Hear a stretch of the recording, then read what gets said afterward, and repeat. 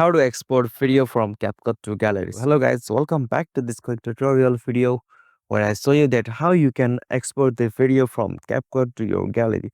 So let's get started. So as usual, you'll have to firstly open your Capcut app. So I'm opening the Capcut app. So from here, to make a video, you'll have to click on this new project option. Okay, so simply from here, I'm choosing this random pictures to make video. Okay, so for the demo, I have randomly make this video with these random pictures to export it with my gallery. So to export it on your gallery, you'll have to first set the resolution or quality of this video. So simply you have to click on this video quality option, which is just beside the export option, which will appear on this top right corner of your screen. So simply you have to click on that option.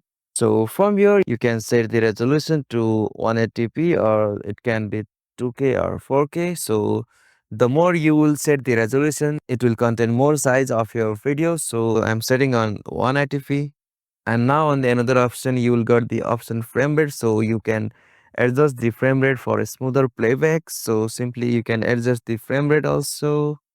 So now on the another option, you will get to option to adjust the code rate for your videos. So for on the watermark section, you can also set the watermark from here.